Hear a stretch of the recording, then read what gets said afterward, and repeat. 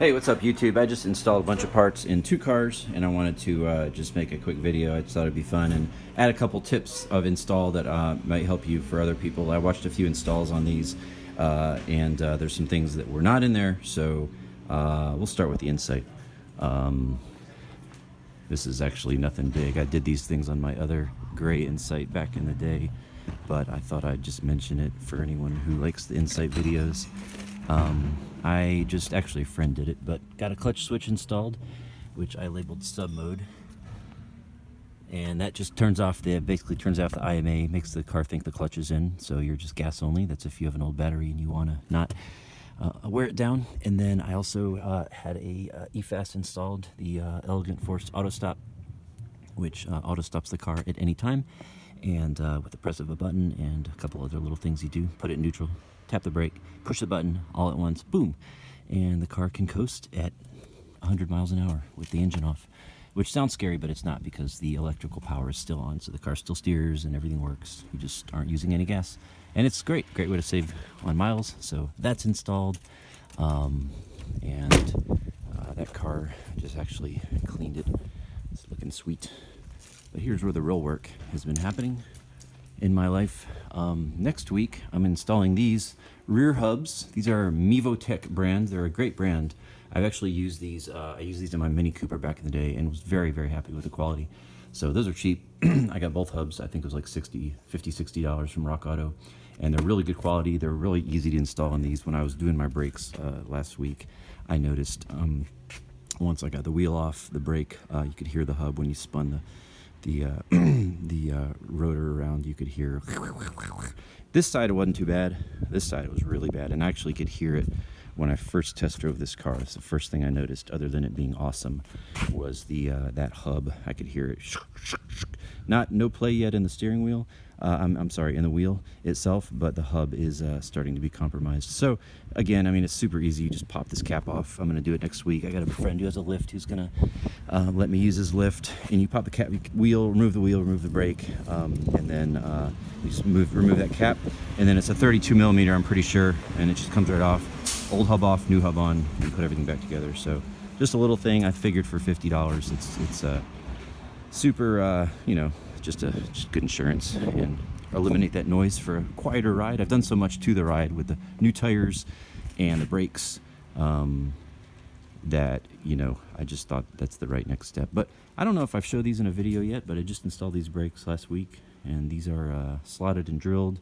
I think they're called PowerTech. It's a brand, it's like the performance brand on Rock Auto, and they look super great.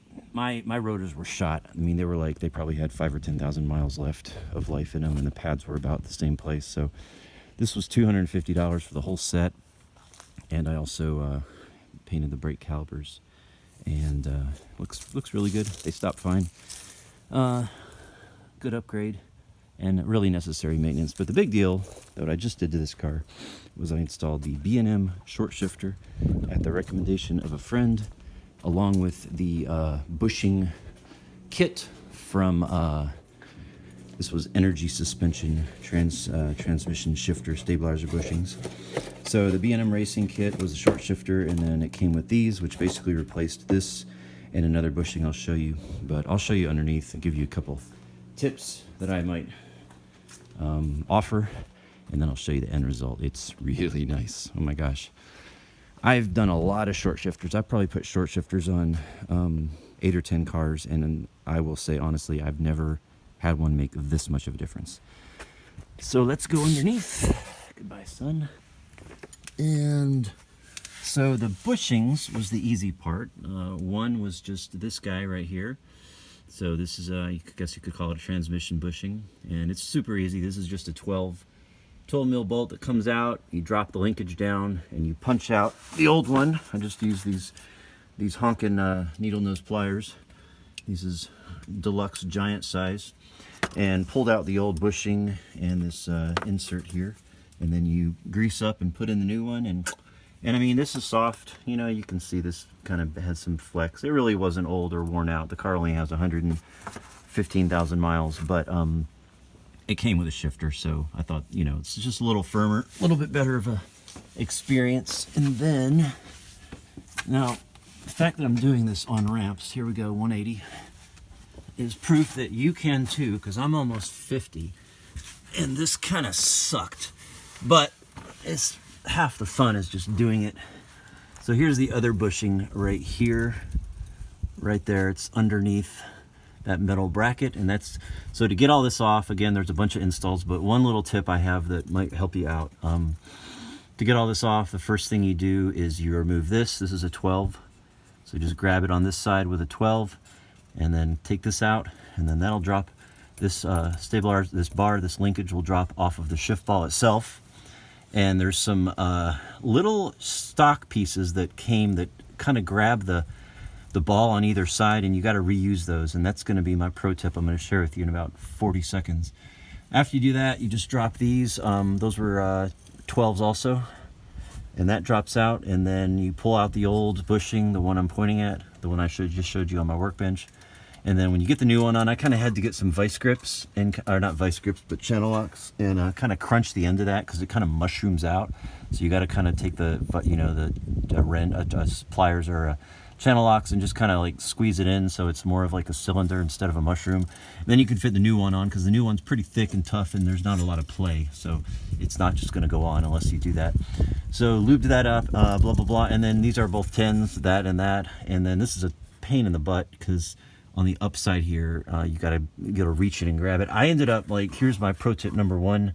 I ended up using a crow's foot. So this was a, I think it was a 13. Yeah, so this is a 13 crow's foot. Hopefully you can see that. And what I did, so this, just imagine all this. Of course, if you had a lift, this would be super easy, but I don't.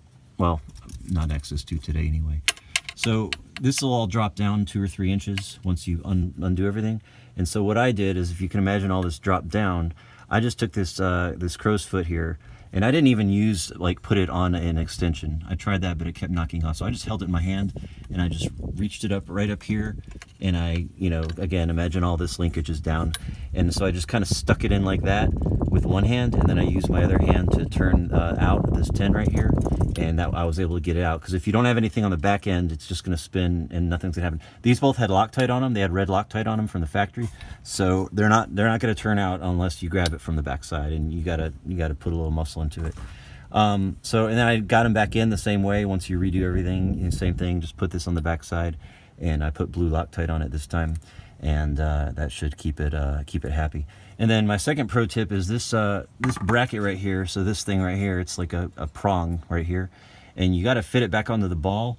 But when you do that, it's like really hard to get it, because my B&M shifter, it had some O-rings, and then it also had like some stock gasket type, like it was like a rubber with a metal insert on either side of this ball that you had to get back in there too. So you're trying to fit the ball and the O-rings that it comes with and the stock pieces on either side, and it was a tight fit. It wouldn't happen no matter how much lube I put on there. So what I did was I just took some pliers right here, and I just gently bent this out. Like if this is fork here, I just bent it just the littlest bit. I dropped it down here where I could get to it, and then I bent it out just a tiny, like we're talking a millimeter this side and a millimeter this side. It's soft metal, it'll bend.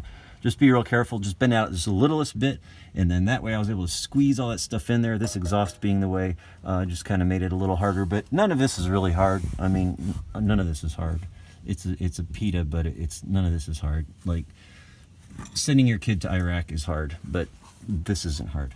So anyway, that separated a little bit, and I was able to squeeze everything in there just like with a lot of patience. And then once I put the this bolt and nut back in, that basically just brought it back together. And that is that. And so the end result, again, I am really happy with how this all turned out. This whole install took me probably 2 hours start to finish, taking my time. Also have another part on the way, they call it the bitch pin delete. It's a piece, it's like $75. They're on order, they're back ordered to like 8 weeks, so it's going to be a while, but it supposedly cleans up some of the slop here too. So that's on the way. Anyhow, here's why you're all here, the results. And here we go. And this is like, again, for $80, guys, don't spend $30 on the cheap eBay. This is a double bend, okay? All right, so here we go. Results. First, second, Third, what the heck? Fourth, oh man, what in the world? Is there any slop? Look, all that slop's gone. This thing is solid. Look at this thing. I mean, goodness gracious. Reverse. It is so much better. I can't wait to drive this car. Everything is so solid. I'll take a side shot and then I'll go be done. Go get cleaned up. So here we go. 1, 2, 3, 4. I'm doing this from the side so I don't have any leverage. It's a little tighter as it should be, but it's great. I mean, look at this. You could shift with your wrist.